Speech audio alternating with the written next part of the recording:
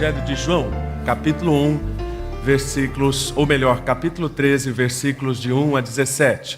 Diz a palavra de Deus: antes da festa da Páscoa, Jesus sabia que havia chegado sua hora de deixar este mundo e voltar para o Pai. Ele tinha amado seus discípulos durante seu ministério na terra e os amou até o fim. Estava na hora do jantar e o diabo já havia instigado Judas, filho de Simão Iscariotes, a trair Jesus. Jesus sabia que o Pai lhe dera autoridade sobre todas as coisas e que viera de Deus e voltaria para Deus. Assim, levantou-se da mesa, tirou a capa e enrolou uma toalha na cintura. Depois derramou água numa bacia e começou a lavar os pés de seus discípulos, enxugando-os com a toalha que estava em sua cintura. Quando Jesus chegou a Simão Pedro, este lhe disse: "O Senhor vai lavar os meus pés?" Jesus respondeu: "Você não entende agora o que eu estou fazendo, mas algum dia entenderá." "Lavar os meus pés? De jeito nenhum," protestou Pedro. Jesus respondeu: "Se eu não os lavar, você não terá comunhão comigo." Simão Pedro exclamou: "Senhor, então lave também minhas mãos e minha cabeça, e não somente os pés." Depois de lavar os pés deles, Jesus vestiu a capa novamente e retornou ao seu lugar e perguntou: "Vocês entendem o que fiz? Vocês me chamam mestre e senhor, e têm razão, porque eu sou. E uma vez que eu, seu senhor e mestre, lavei seus pés, vocês devem lavar os pés uns dos outros. Eu lhes dei um exemplo a ser seguido. Façam como eu fiz a vocês. Eu lhes digo a verdade: o escravo não é maior que o seu senhor, e nem o mensageiro é mais importante que aquele que o envia. Agora vocês sabem estas coisas, serão felizes se as praticarem." Oremos. Deus, é bom estarmos reunidos em torno da Tua palavra, mas é melhor ainda se ela for a própria essência da nossa vida, nosso estilo de vida, nossa prática cotidiana. E como é difícil, num mundo como hoje, olhar à volta e ter alguma sensibilidade em relação ao que nos cerca.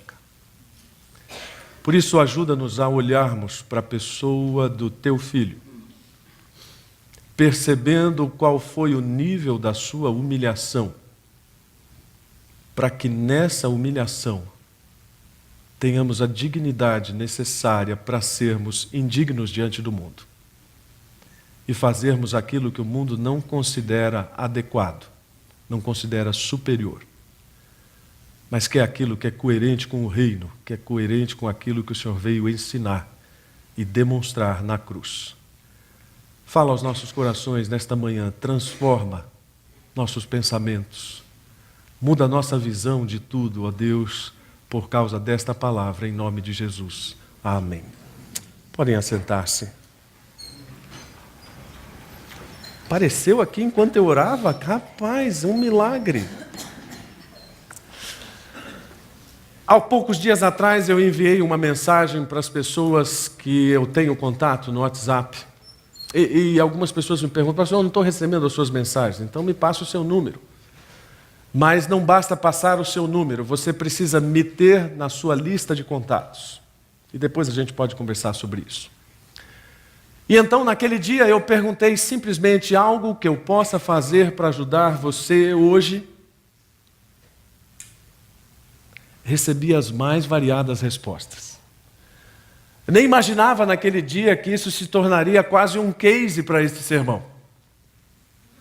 E duas respostas me chamaram a atenção, e eu me permito, mas tenho a permissão também dos autores, para manter o nome deles em sigilo. Um deles disse: pode falar meu nome, pastor, mas eu não vou falar. E essa primeira resposta foi: vou copiar e vou mandar para outros. Eu fiquei muito feliz com isso, porque não tomou para si aquilo que lhe era benéfico, mas pensou no que poderia ser benéfico aquilo para outros. O segundo, também igualmente emocionante, disse: "Ok, as coisas estão bem", mas aí então veio a última das respostas, algo que você percebe que o eu está negritado ali, algo que eu possa fazer para ajudar você? Uma preocupação em multiplicar, uma preocupação em ser recíproco. Muito coerentes com tudo aquilo que a gente acabou de ler na palavra. Muito coerentes com aquilo que a gente quer construir como igreja e com aquilo que a própria Bíblia está dizendo a respeito que nós fazemos uns pelos outros e que normalmente nós achamos que está em nós, mas a gente já começa dizendo, não está em nós. A dignidade de qualquer coisa que nós venhamos a fazer pelo outro não está em nós, este é o ponto de partida. Um conhecido escritor inglês disse que homens grandes têm a percepção de que a grandeza não está neles. Eu parafrasearia este pensamento para dizer, homens salvos, discípulos de Cristo, têm essa percepção de que a grandeza não está neles e que a dignidade não está neles. Muito pelo contrário, de que não há dignidade neles, não há dignidade em nós. Para sermos tão bons quanto achamos que podemos ser. Uma jovem estudante de piano visitava o Museu de Beethoven na Alemanha, em Bonn. E ela ficou encantada de ver ali o piano onde Beethoven compôs a maioria das suas obras. Mas ela não ficou só encantada, ela ficou eufórica, ela queria tocar naquele piano. E então conversou com o segurança disse que não seria possível por ser um objeto histórico, mas ela insistiu, até que o segurança concordou em acompanhá-la até o piano. E ela sentou-se extasiada e começou a tocar a sonata ao luar, e enfim se deleitou naquilo, levantou-se, agradeceu ao segurança e disse assim, eu acho que grandes pianistas gostam de vir aqui para tocar nesse piano, não é? E o segurança disse, na verdade não, grandes pianistas têm vindo aqui, mas eles não se sentem dignos de tocar nesse piano.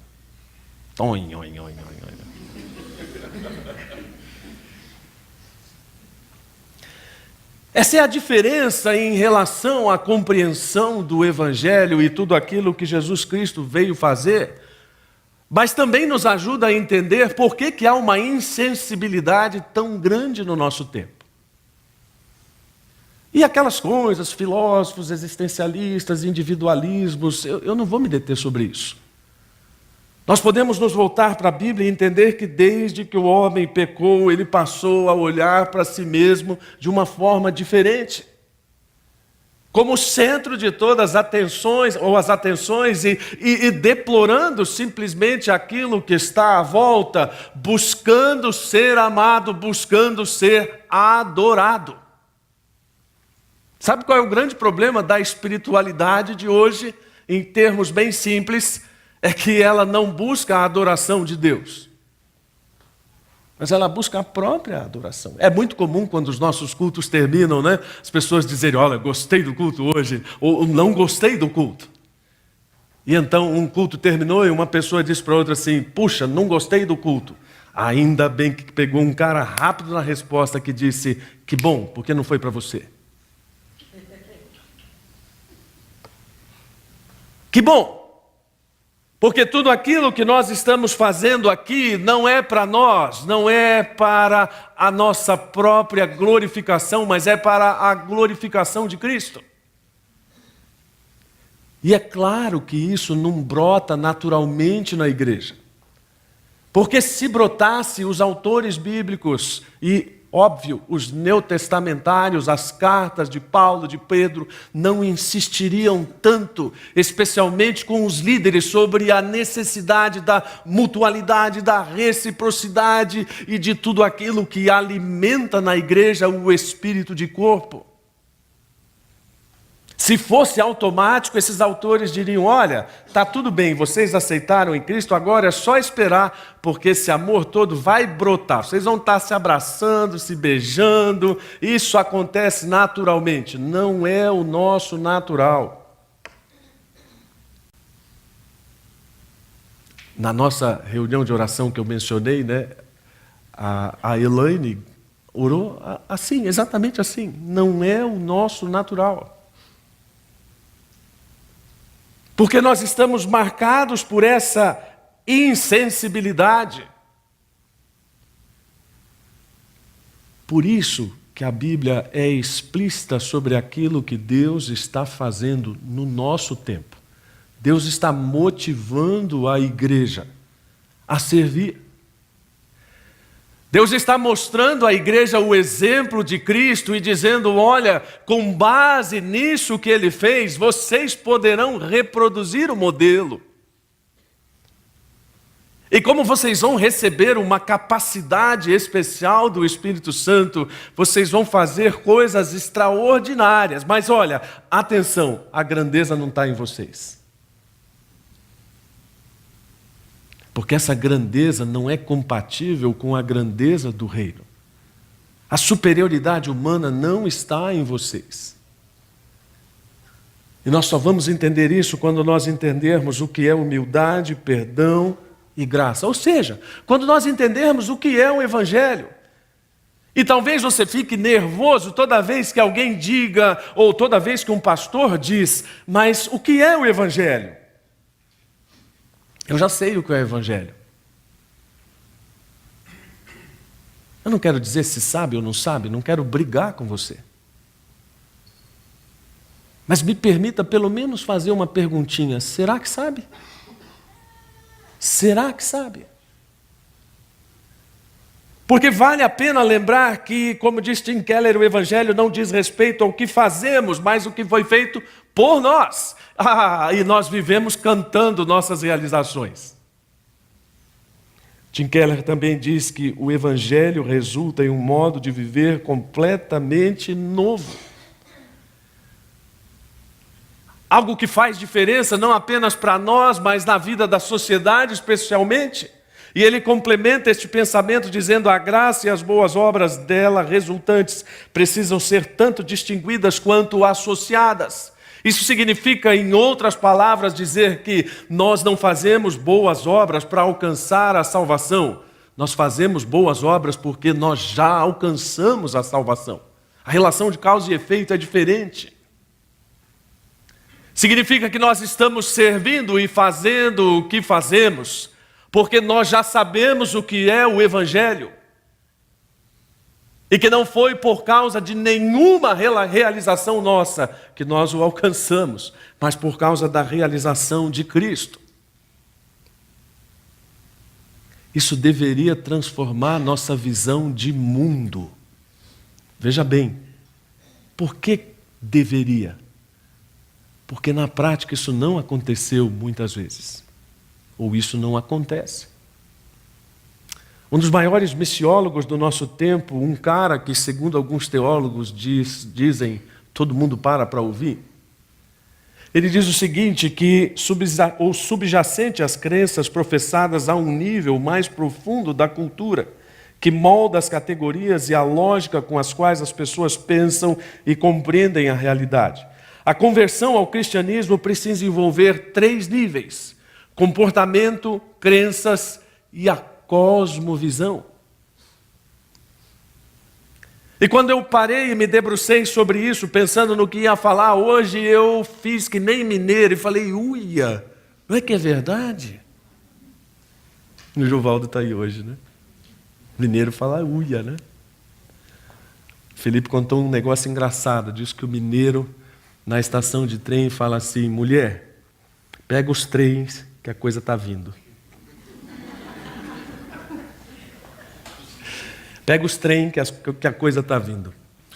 E o mineiro diz assim, uia, por quê? Porque nós falamos tanto sobre 2 Coríntios 5,17, se alguém está em Cristo, nova criatura é, as coisas velhas já passaram, eis que tudo se fez novo. Tudo. O quê?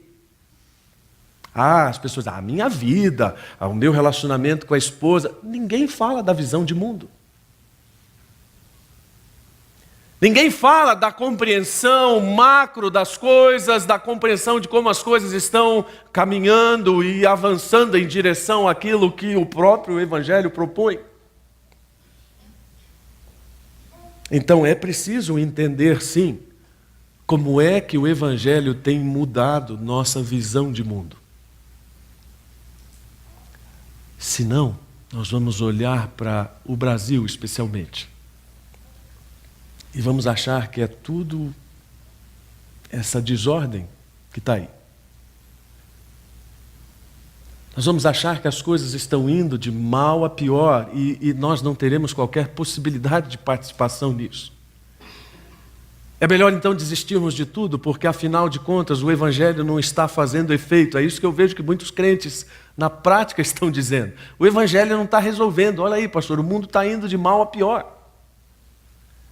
Mas aí é o efeito daquela propaganda de bolacha, o mundo está indo de mal a pior, porque os cristãos não assumiram sua visão, ou os cristãos não assumiram sua visão porque o mundo está indo de mal a pior. Não sei, enquanto você pensa, a gente se volta aqui para o texto, para encontrar alguns aspectos bem práticos do que nós podemos fazer hoje. E a primeira coisa é olhar para a pessoa de Jesus e ver quais foram as suas motivações. Jesus estava no momento mais angustiante, mas ao mesmo tempo no momento mais glorioso do seu ministério. E uma das coisas que salta aos olhos nos primeiros versículos do capítulo 13 é tudo aquilo que João diz que Jesus tinha consciência. Ele sabia que o tempo dele aqui estava terminando. Ele sabia que ele estava indo para o Pai. Ele sabia que toda a autoridade residia sobre ele. Ele sabia isso, ele sabia aquilo, ele sabia aquilo outro. O problema era o que os discípulos não sabiam. Então ele precisa dar uma lição nos discípulos. Mas como é que vai dar essa lição? Estilo meme de Batman? Pá! Prende aí! Pá!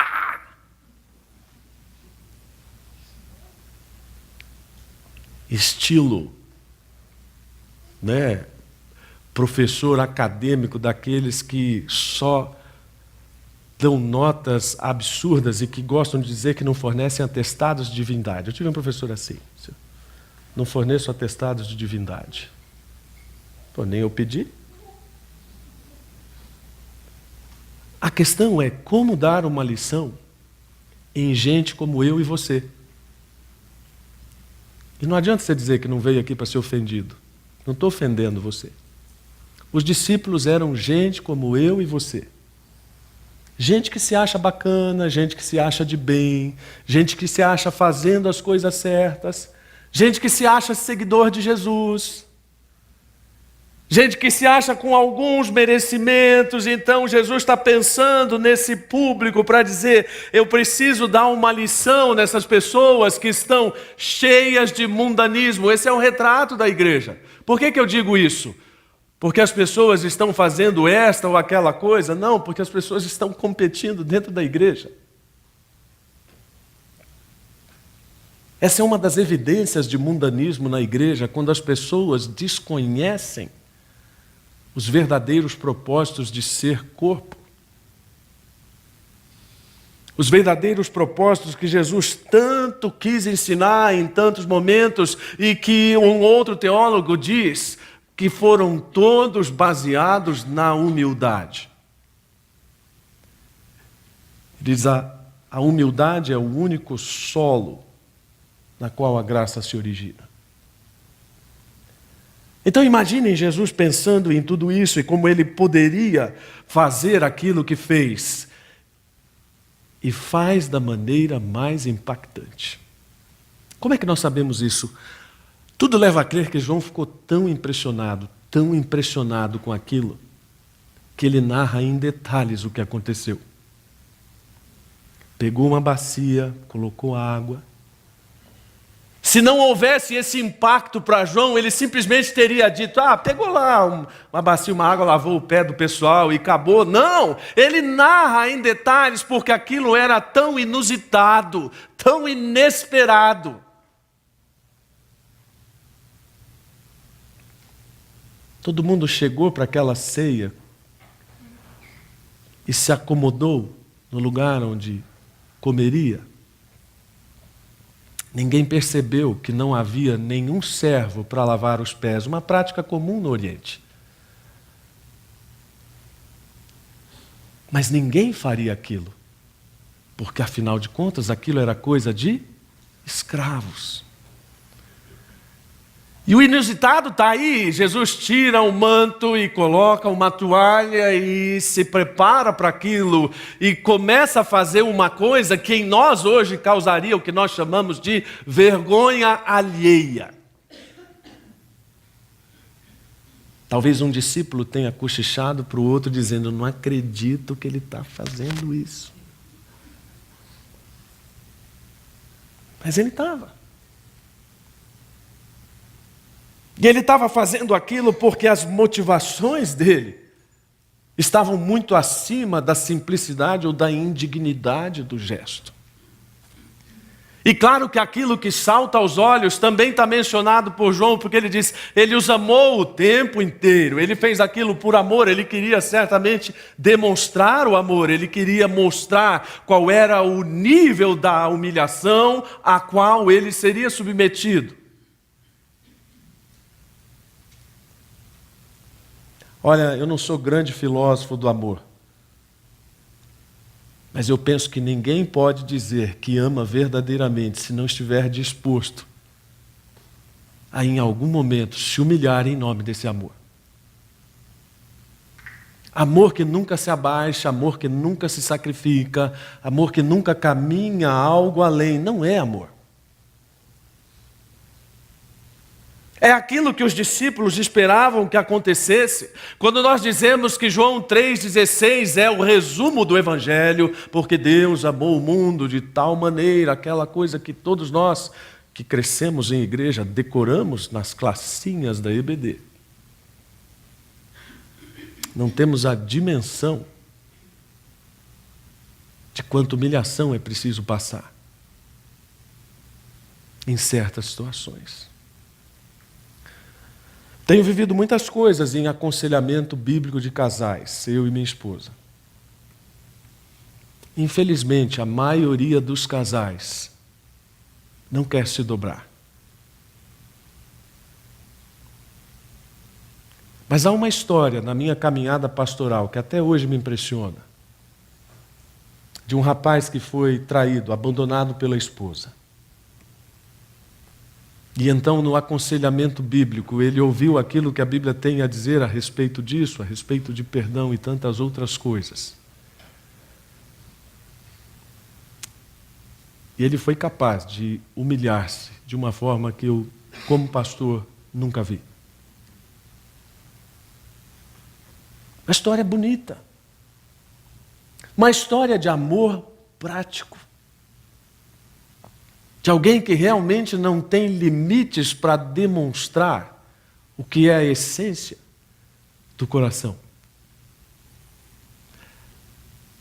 Há muitas pessoas que quando dizem que amam e até mesmo quando fazem o bem, na verdade estão se auto-adorando. Já viram isso?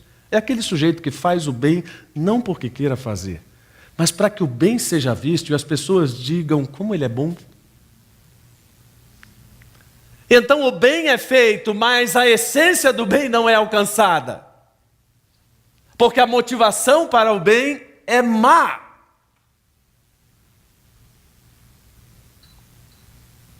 A motivação de Jesus para amar é o bem em essência. E então, quando ele se humilha, ele pode dizer que realmente aquela é a mais pura expressão da humildade, porque a intenção de Jesus, dentre outras coisas, é arrasar nossos méritos. Eu gosto dessa palavra, arrasar nossos méritos. Você se acha bom? Eu lembro quando eu me alistei para o serviço militar. Nunca quis servir, por nada, nada contra os militares, nada contra o serviço militar e tal. Me perguntaram na entrevista, por que não quer? Porque eu estou estudando. Primeiro veio aquela conversa de que era preciso mentir. Não, olha, aqui funciona assim, os caras são maquiavélicos. Se você quer servir, precisa dizer que não quer. Se não quer, precisa dizer que quer. Desconfiei daquilo. Eu falei, cara, disse para um amigo meu, não vou mentir não. Eu não quero, eu vou dizer que não quero. Cara, vamos pegar você. Tem um entrevistador lá, quer servir? Não. Por que não? Porque estou estudando. Ok. Não quer. Todos os que disseram quero, ficaram fora. Ou melhor, foram inseridos lá. Todos os que disseram não quero, ficaram fora. E o meu colega diz, rapaz, como é que você entende? Não, isso é simples. Sim quer dizer sim, não quer dizer não.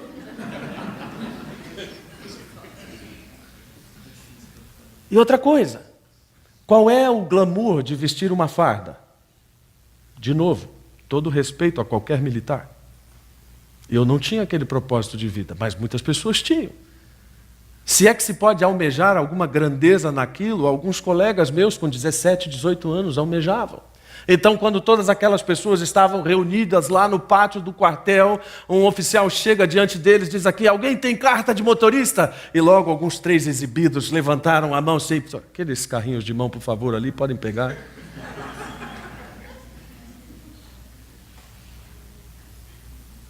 A própria Bíblia, ela é bastante sábia, suficientemente sábia para dizer coisas como do tipo, não senta na frente, porque senão você pode ser chamado a ter que ir para trás, é melhor você sentar atrás, e aí então, honradamente, ser chamado a sentar-se à frente. Isso traduzido em português bem claro é, não se meta a sabido, exibido, metido. Porque a humildade é o grande valor e a grande motivação de Jesus. Isso está lá no que Paulo fala em Filipenses. Não sejam egoístas. Olha a tradução da NVT. Nem tentem impressionar ninguém. Podia contar tantas histórias engraçadas sobre essa coisa de querer impressionar, mas deixa para lá. E Paulo reforça o ensino de João 13, diz, tenham a mesma atitude de Jesus Cristo. Qual foi a atitude de Cristo? De humildade. De humildade sacrificial, de esvaziamento, de assumir a posição de escravo e nascer como homem, porque ele precisava, naquele momento da lição, ensinar qual era o valor da comunhão. E nesse sentido, não tem outra forma de entendermos melhor a comunhão quando nós fazemos alguma coisa juntos. E naquele fazer, um compartilha com o outro, rapaz, estou com um problema lá em casa, é mesmo? É meu filho. Puxa, rapaz, posso fazer alguma coisa para te ajudar? Claro, claro. É assim que o homem funciona. Mas quantas vezes eu tenho lidado com os líderes de homens que insistem naquele modelo? Reúne tudo, hoje vai falar o pastor fulano. Poxa, nada contra o pastor fulano, nada contra falar, mas é assim que nós funcionamos como igreja todo domingo. Será que no meio de uma dinâmica como essa, alguém não pode parar e abraçar o outro e dizer, vamos orar juntos aqui? Será que no meio de um jogo de futebol não é possível parar e sentar ali no canto com alguém e dizer, cara, estou percebendo que a sua vida está difícil. Existe alguma coisa que eu possa fazer para ajudar você? Jesus não deu um sermão, Jesus não deu uma aula, Jesus fez alguma coisa prática que o homem gosta de fazer, por mais constrangedora que fosse, por mais vergonha alheia que causasse. Aquilo é prático, Jesus coloca uma toalha para dizer, agora eu sou o escravo, eu sou o servo. Bill Lawrence, num dos mais inspirados livros de liderança que eu conheço, chamado Autoridade Pastoral, ele chama isso de ministério da toalha. E ele diz, nós podemos mudar o mundo com uma toalha. E não é enxugando gelo. Mas é uma alusão metafórica àquilo que Jesus fez de vestir uma toalha e se colocar de frente às pessoas a quem ele queria servir. E se nós não entendermos a profundidade dessas motivações, nós não as reproduziremos. E claro que os obstáculos são grandes, eu acabei de falar que isso não é natural, não é da nossa natureza. Não vamos fazer automaticamente, algumas coisas vão se levantar para nos impedir. Isso fica claro na atitude de Pedro. Pedro é o sujeito típico que não pode ficar calado. Ele tem que dizer, ele tem que ter razão, ele tem que ensinar, ele tem que participar.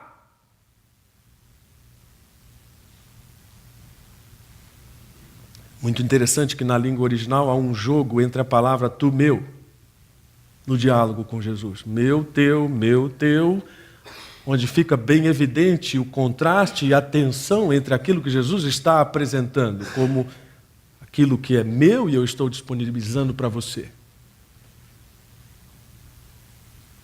E o que fica bem evidente em Pedro é, na verdade, aquilo que é meu, o meu orgulho, a minha dignidade. O Senhor não vai fazer isso comigo. É uma espiritualidade com disfarce de piedade, mas com a essência de um ego inflado. É esse mesmo cara, como fez referência domingo passado o pastor André, vai negar a Cristo depois de bancar o valente, depois de bancar o sujeito que não vai negar Cristo nunca. Que é o que nós queremos fazer toda vez que alguma coisa é colocada diante de nós como graça, seja de Deus ou seja de alguém. Outro dia estava conversando com uma pessoa que disse assim, pastor, olha, até um momento eu tive muita dificuldade de lidar com a graça, depois eu aprendi. Foi como assim? Quando as pessoas me davam alguma coisa, eu dizia, não, por favor, não, eu não mereço. Hoje, quando elas me dão, eu digo, pode dar. Ele falou, mas isso é ser... ou é ter compreensão da graça ou é ser cara de pau?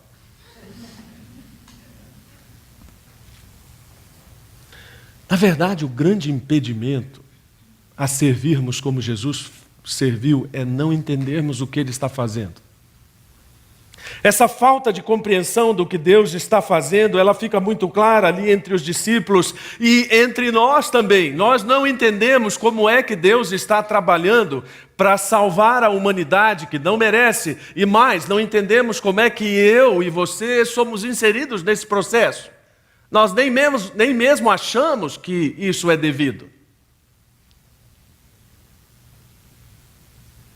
Eu costumo dizer que criança observa demais a coerência dos pais. A criança é como um radarzinho ligado, observando tudo. Ela vê o pai e a mãe no domingo, na celebração, dizendo Deus é amor, Deus é bacana, Deus é legal, Deus é graça, e vê o pai na segunda-feira assistindo o telejornal e dizendo esses safados têm que morrer. E esse radar fica que nem aqueles mecanismos digitais de enquadramento que não encontram, né? Fica, vai e volta, a cabeça da criança vai e volta, não consegue enquadrar. Tem que amar ou tem que morrer? Tem que amar ou tem que morrer?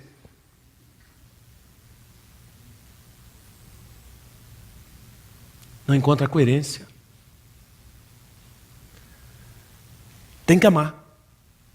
Por quê? Porque é o que Deus está fazendo.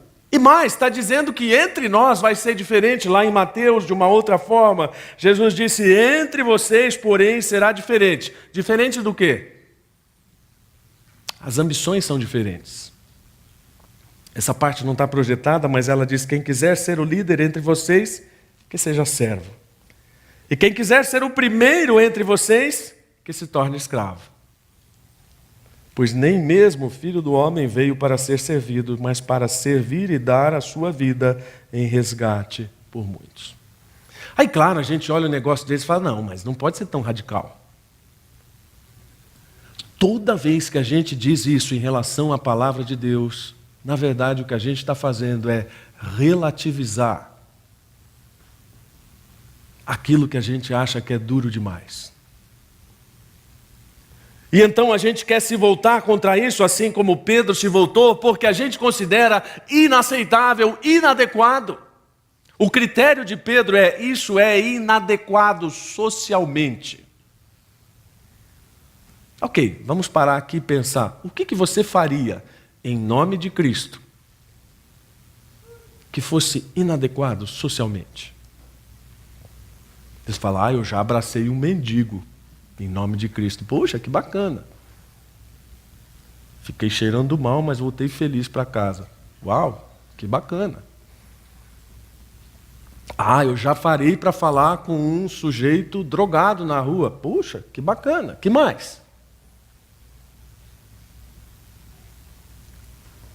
Vamos constatar que às vezes o nosso repertório não tem nenhuma inadequação social. Nós nunca fizemos nada inadequado socialmente em nome de Cristo. Sabe por quê? Porque nós não achamos que seja adequado.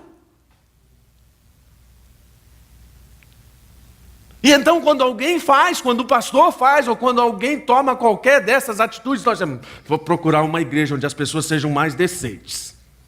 Espera aí. Qual é o seu conceito de decência? Qual é o seu conceito daquilo que realmente interessa? Porque aquilo era uma metáfora da qual Jesus queria extrair o ensino principal do que Deus está fazendo pela humanidade, e é uma coisa extraordinária, não importa o que aconteça no cenário da nossa política hoje, não importa o que aconteça no cenário do nosso mundo hoje, ter a percepção de que Deus está agindo e que o plano dele está em pleno andamento a todo vapor para salvar a humanidade, e eu e você somos parte disso.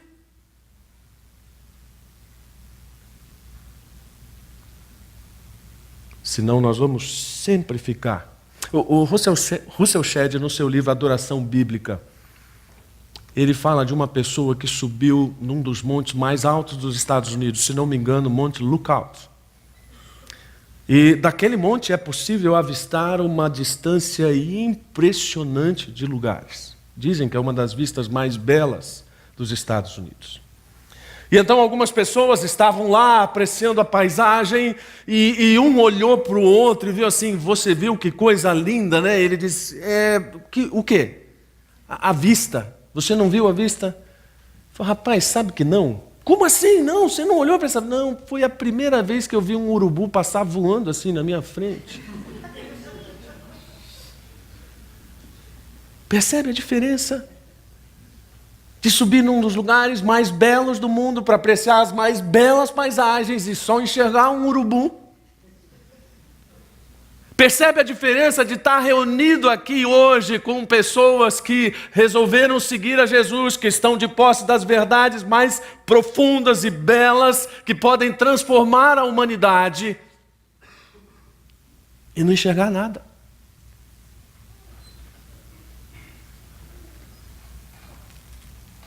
Isso só tem uma razão, é a falta de reconhecimento da própria pecaminosidade. Quando Paulo diz, miserável homem que sou, ele não está sendo exagerado, ele está sendo bíblico. Jeremias 17:9, um dos trechos que deve ser colocado lá na sua geladeira. O coração do homem é mais enganoso que qualquer coisa e é extremamente perverso. Quem sabe de fato o quanto é mau? Quando você ouve um pregador dizendo, siga seu coração, deleta esse cara, põe na tecla mute, muda de canal, muda de igreja. Porque quando qualquer pregador diz, siga seu coração, ele está sendo totalmente antibíblico. Nosso coração é enganoso, não, nós precisamos seguir a palavra, a direção do Espírito, enfim, tudo aquilo que vai nos levar à vontade de Deus. Por causa da nossa condição de limpeza, e Jesus diz isso muito claramente para os discípulos. Vocês já estão limpos. E precisamos entender aqui essa limpeza não no sentido de impecabilidade, não no sentido de que não haverá mais pecado na nossa vida, mas no sentido de que nós somos declarados inocentes em Cristo, como diz Romanos 5:1. No sentido de que, ainda que nós tenhamos que lidar com essa nossa pecaminosidade, esse lidar já não será mais da mesma maneira, porque agora nossos pecados podem ser confessados e perdoados, coerentes com tudo isso. Compreendendo tudo isso, nós podemos partir para o final para dizer: e como é que a gente estabelece o contraste entre o que Jesus sabia e o que Jesus fez? Porque, como eu disse, o texto começa: Jesus sabia, Jesus sabia, Jesus sabia, e então ele levanta e faz. O apelo para nós, ele é muito claro, ele está expresso nas palavras de Jesus: façam como eu fiz a vocês. E no versículo 17, mais do que isso, ele diz: vocês serão felizes se as praticarem.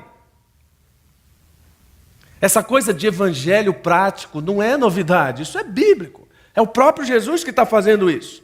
E aí você pode dizer: bom, mas eu não sei como fazer. Bom, então vou ensinar você. Com toda humildade. Não com a minha dignidade, com a dignidade da palavra. Primeiro, procure pequenas coisas para fazer.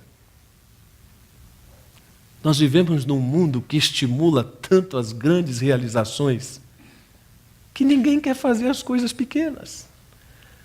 Só que as pessoas esquecem que o mundo não é feito apenas de coisas grandes e que as coisas grandes são a soma de muitas coisas pequenas.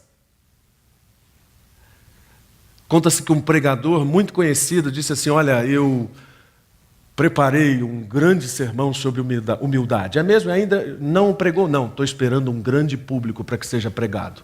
Não. Sermão sobre humildade. Sobre mansidão, né? Gente, faço um parênteses aqui, caso verídico. Saiu publicado num jornal batista aqui de circulação do estado, alguns anos atrás. Um pastor foi convidado a pregar em Osasco. Um lugar onde ele não conhecia muito bem, numa época que não tinha ainda GPS, que precisava dizer, né, olha, vira lá, não sei o quê, terceira quadra, semáforo, conta esquina. O pastor se perdeu. E então liga para a igreja, para a sede da igreja. Atende a secretária da igreja, diz: ô, pastor, irmã, aqui é o pastor fulano. Ô, pastor, tudo bem? Então, estou a caminho e me perdi. Será que a irmã poderia me guiar? Claro. Então ele foi dirigindo com o celular, orientado pela secretária da igreja, que dizia: vira aqui, vira ali, vira aqui. E numa dessas, vira aqui, vira ali, semáforo aqui, semáforo ali, alguém cortou a frente do pastor e quase colidiram, e o negócio ficou feio, porque o pastor ficou bravo. E começou a bater boca com o sujeito do outro carro. E a discussão avançou e ambos saíram dos seus carros. Um pegou um extintor, o pastor foi pegar um negócio no porta-malas e o celular lá, e a secretária da igreja ouvindo tudo, aquela beleza de palavreado que certamente não seria usada no sermão. Enfim, de alguma forma aquilo se resolveu. Quando o pastor voltou ao carro, olhou o banco assim e viu o celular, até gelou. Pegou o celular, falou: alô? E do outro lado a secretária falou: alô, pastor, tudo bem? E ele, muito envergonhado, disse: me perdoe, minha irmã, eu perdi a calma, tal. Título do sermão que ia ser pregado: manso como Cristo. Irmãos, parece brincadeira, mas é verdade. É verdade. Ninguém quer fazer as pequenas coisas, ninguém quer ser humilde como Cristo, né? É mais fácil pregar um grande sermão sobre a mansidão de Cristo do que ser manso como Cristo. Mas é preciso entender que essas pequenas tarefas foram feitas pelo próprio Jesus. Tinha uma visão muito grande do que deveria ser feito no plano macro, mas uma percepção muito aguda do que devia ser feito no micro. Segunda sugestão: sirva anonimamente, ninguém precisa saber. Eu trabalhei com uma chefe no serviço público que nenhum projeto rodava, mas nenhum mesmo, se o nome dela não aparecesse lá. Por causa de toda a influência de relacionamento no poder público, se não houvesse o nome dela, não havia projeto. Não importa qual fosse a participação.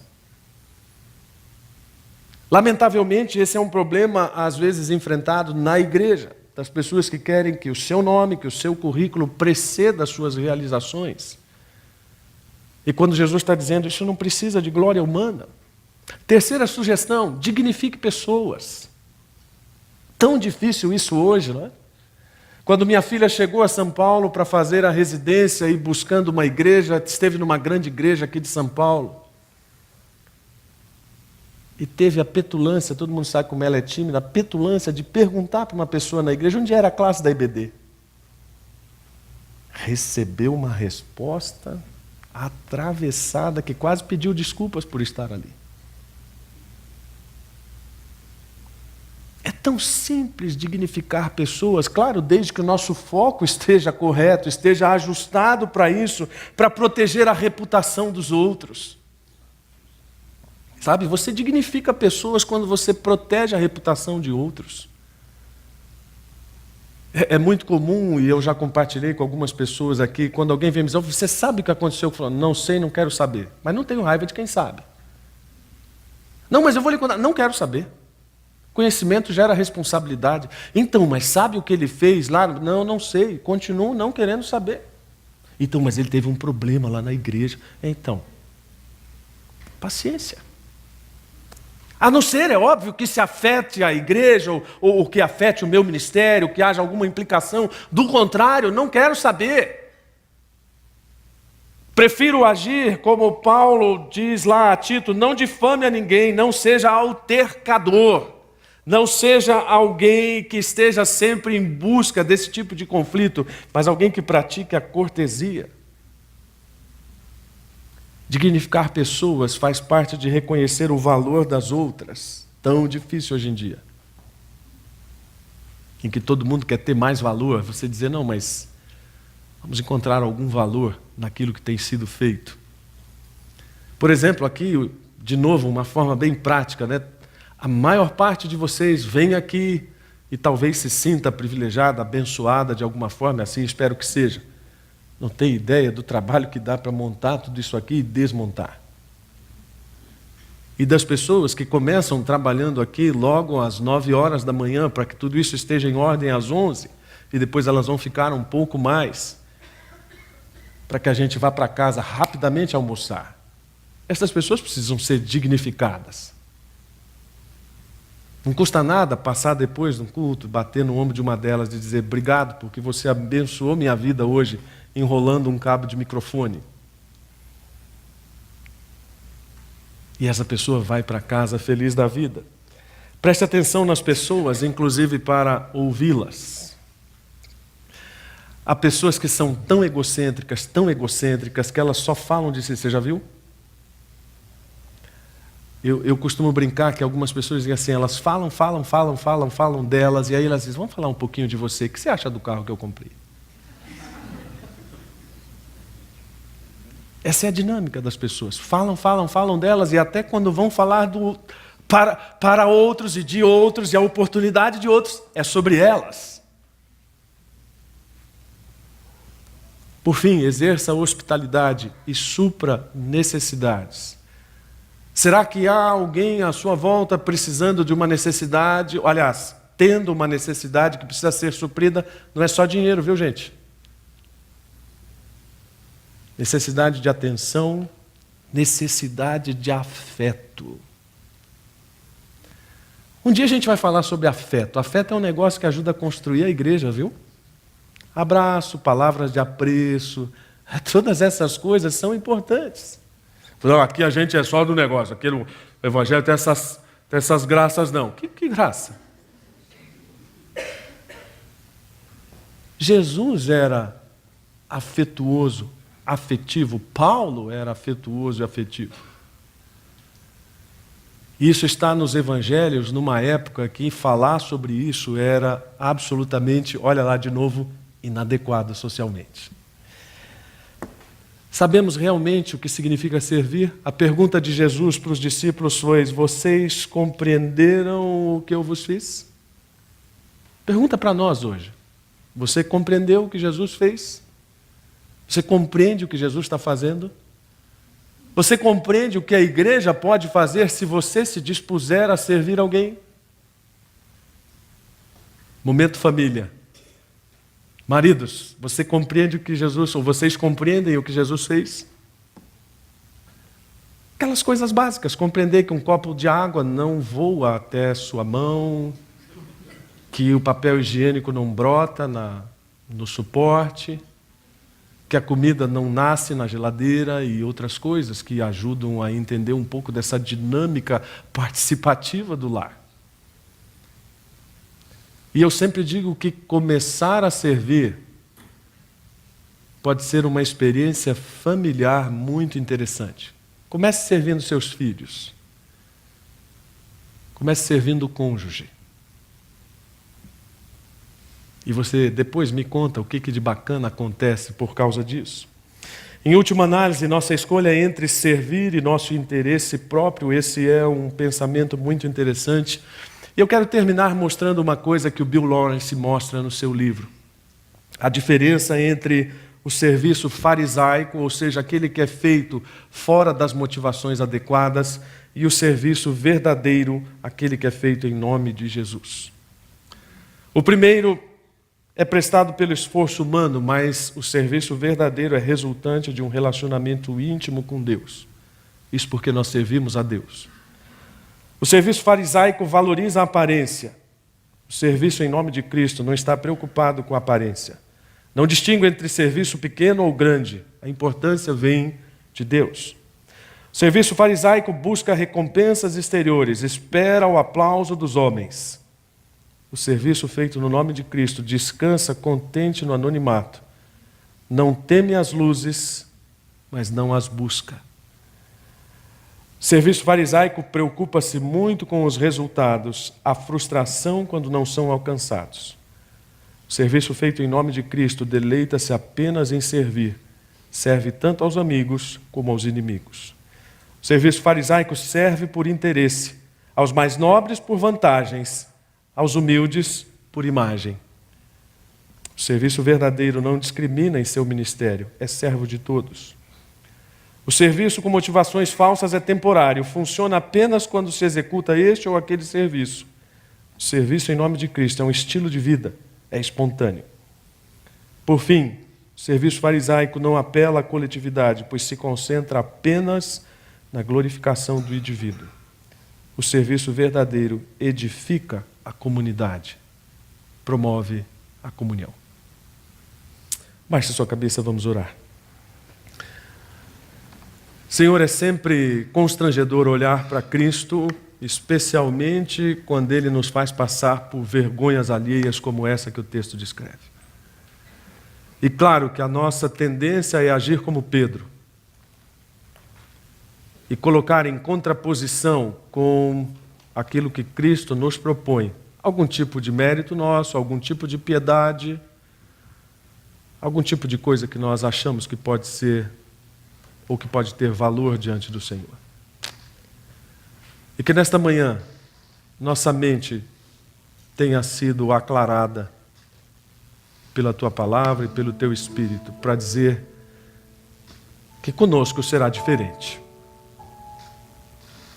E diferente porque nem mesmo Cristo veio para ser servido. Que essa seja uma realidade da CB Moema, uma igreja pronta a olhar para o mundo com uma visão digna de Cristo. Uma igreja pronta a olhar para si própria da mesma maneira. Leva-nos para casa hoje com essa lição de casa bem definida. Começarmos a praticar servindo a nossa família e encontrando alegria nisso. Aliás, mais uma vez, como Jesus disse, se vocês colocarem isso em prática, vocês serão felizes. Nós pedimos então, Senhor, nesta manhã, faze-nos felizes. Por causa desta alegria de servir ao Senhor e servir a quem está à nossa volta. Em nome de Jesus. Amém.